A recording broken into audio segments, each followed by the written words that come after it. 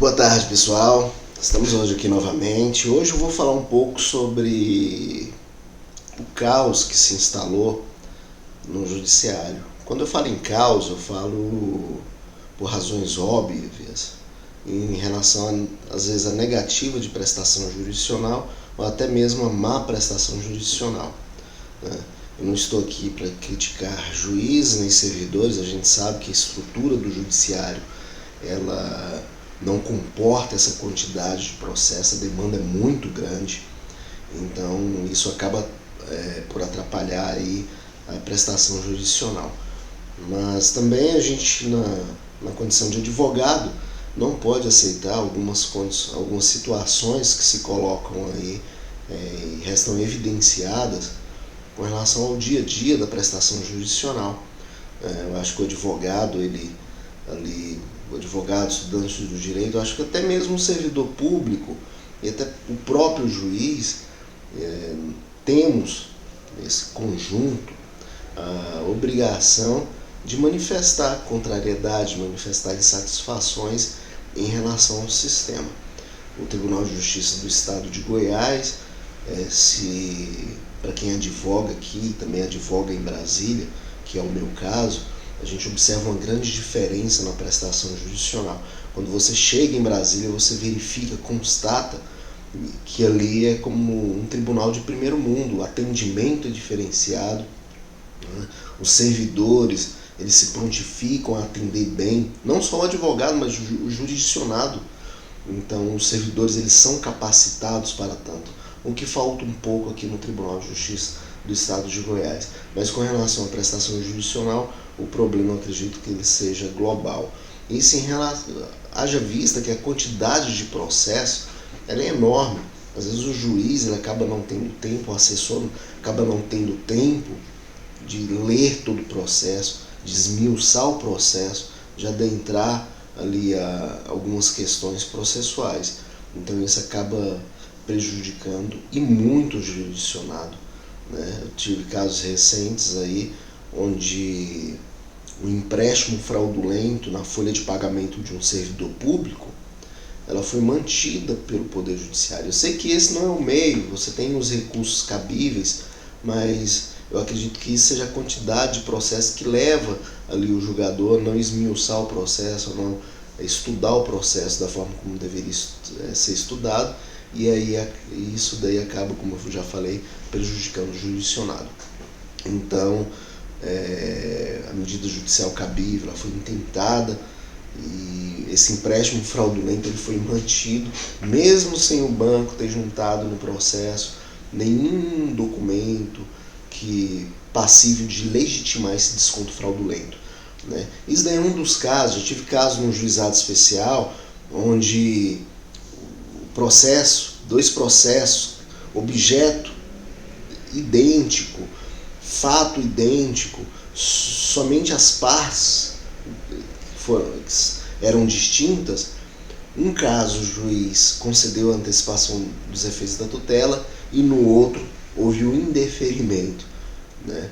Aí no caso restou evidente aí a contradição e restou evidenciada a má prestação jurisdicional.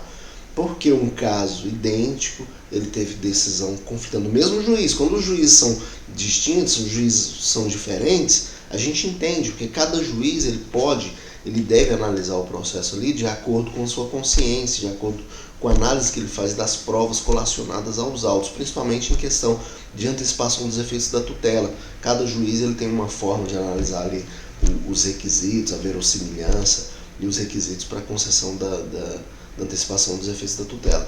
Agora, o mesmo juiz, no mesmo caso idêntico, decisões distintas.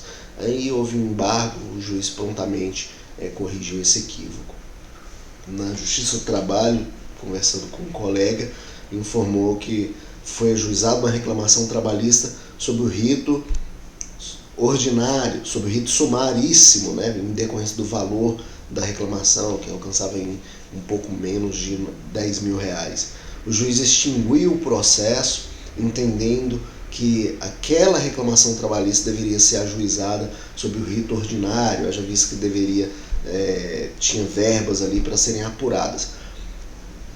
O advogado ajuizou a reclamação trabalhista sob o rito ordinário. O que aconteceu? O mesmo juiz, o mesmo caso, o mesmo juiz que tinha determinado aqui que a ação fosse ajuizada sob o rito ordinário, pegou e extinguiu esse processo, essa reclamação trabalhista, informando que ela deveria ser ajuizada sob o rito sumaríssimo. O mesmo juiz manda ajuizar no rito ordinário, e o mesmo juiz pega e fala, depois da ação ajuizada no rito ordinário, fala que ela deveria ser ajuizada no sumaríssimo. Aí resta evidente a negativa de prestação jurisdicional, né?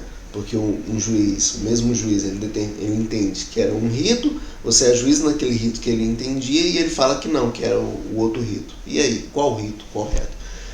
Então, infelizmente, o judiciário ele enfrenta um caos, há necessidade de atuação conjunta de advogados, servidores, juízes, né, de toda a máquina, de toda a estrutura, de todo o sistema, para fins de buscar soluções para que a prestação jurisdicional seja realmente efetiva, ela não seja aquela prestação jurisdicional de mentirinha, porque senão a sociedade ela entra em colapso, ela entra num caos, porque você utiliza a única esfera que você tem para discutir, né, a violação a um direito, discutir a resistência a uma pretensão sua, e esse órgão, o único órgão capaz e competente para decidir isso, não analisa da forma como deveria ser analisado. Como fala que não critico servidores, não critico o juiz, porque também entendo que a estrutura concedida aos servidores ela não é suficiente para possibilitar uma prestação jurisdicional efetiva e eficaz. Portanto, aí conclamo os advogados a buscar sempre reclamar perante o CNJ, buscar perante o Legislativo, a entender, no caso, durante as eleições no Executivo, que também as demandas do Judiciário sejam, porque às vezes a gente acaba deixando de lado o Judiciário, mas ele é muito importante para a pacificação social, ele é muito importante para que a sociedade ela se mantenha pacificada, a sociedade tenha os seus anseios aí atendidos. Então,